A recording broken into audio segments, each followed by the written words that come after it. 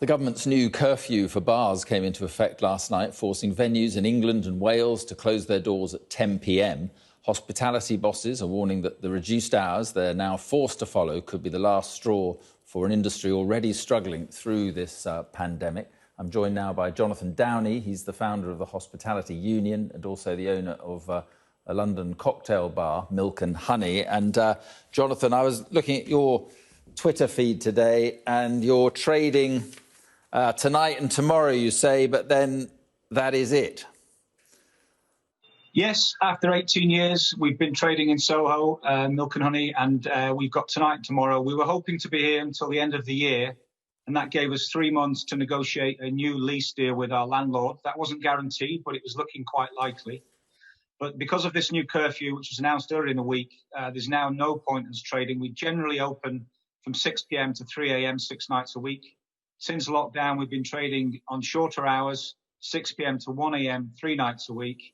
But with the curfew, meaning last orders around 9:15, it's really not worth us opening the doors for 3 or 4 hours an evening.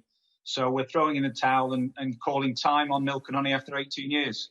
And that's very sad, Jonathan. And to lose a business like this, what does that mean to you? Well, I mean, for me personally, it's not the end of the world. I'm devastated for the people that have been working here these last few years. At the start, pre-lockdown, we had 15 people working here. At the moment, we've got 6 left. They've all now lost their jobs. I'm sure we'll find them something somewhere else. They're all very capable young people, and they'll land on their feet. But it's just, I'm most devastated for them. I still think there's a chance we'll bring Milk and Honey back somewhere at some point, but it won't be here in Soho. Yeah, well, that was to be my next question. I mean, do you think that when this is done, these businesses will re-emerge, or do you think for a lot of businesses like yours, it could be terminal?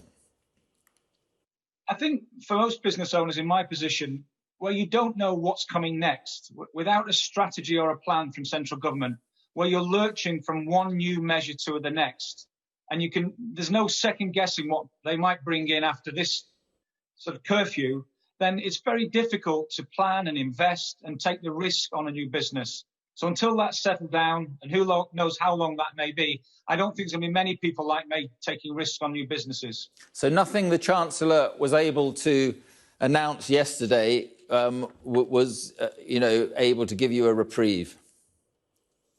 No, that was a big day for Rishi, and he's done some fantastic things for the hospitality industry in the past, post-lockdown.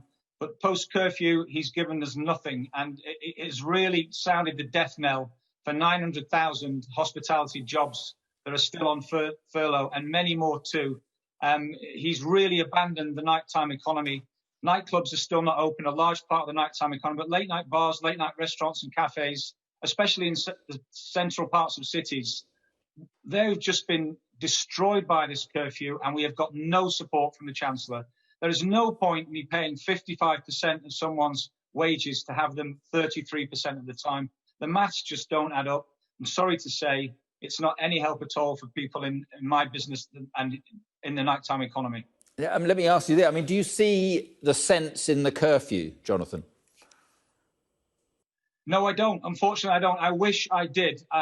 It's absolutely clear from Public Health England's data that infection transmission is not happening in hospitality. We know that we know that it's a fact that most of it's happening in homes.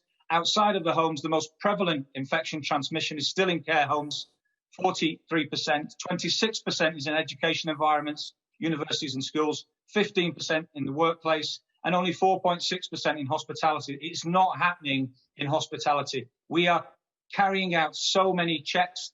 We are enforcing so many measures. We are licensed. We are regulated. We are professional environments. We are great. We are looking after people. We are experts in customer safety. We're experts in food safety and hygiene. We have to be. That's the nature of hospitality. We are some of the safest places to socialise. And this is going to push people from 10 p.m. into smaller indoor venues, into flats and house parties. It's going to have the opposite effect. It makes no sense. Not only is this going to lead to an increase in infections because young people will continue to want to find time and places to socialise, it's going to destroy a huge part of our economy and lead to the loss of at least 1 million jobs. Makes no sense to me at all. Right. And how many other businesses do you see going the way of your bar in Soho? Well, there's still over 20% of hospitality businesses are still not open. I think you're going to lose us at least another 20% on top of that. I mean, I've got 2 of my 5 venues open at the moment. By the end of next week, I'll have none of 5. We're closing both of the sites I've been able to open post-lockdown. So I'm 100% down.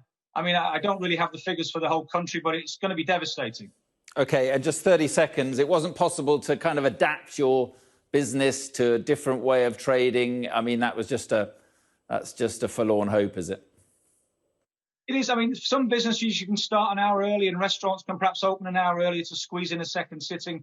But we are at the part of the nighttime economy. You know, we cater to a lot of hospitality workers who finish at 8 p.m. or 12 midnight and want to go out for a drink.